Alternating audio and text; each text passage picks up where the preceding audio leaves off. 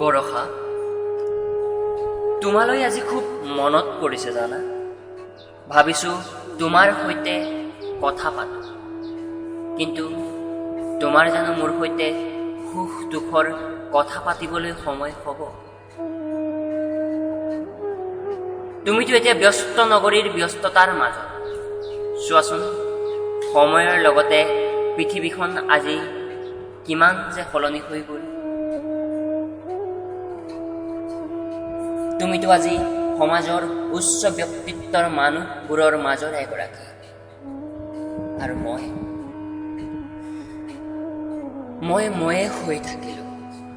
জীৱনৰ সোণসৰীয়া বাট বিচাৰি বিচাৰি কিমান যে সুখ দুখৰ ধুমুহা অতিক্ৰম কৰিলোঁ, কিন্তু কি পালোঁ?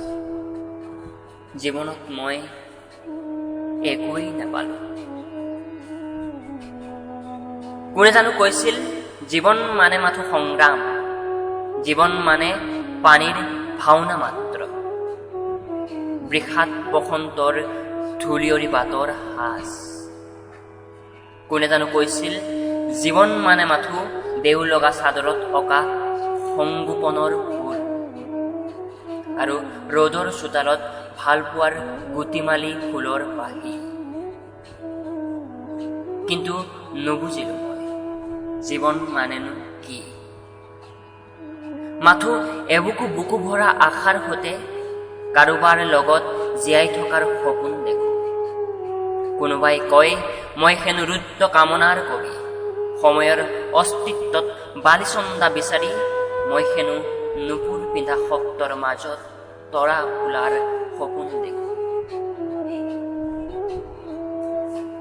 কিন্তু মই বুজি নাপাওঁ কাৰোবাৰ প্ৰেম ভাল পোৱা, নুবুজো কাৰোবাৰ ভাল লগা বেয়া লগা আদি কথাবোৰ।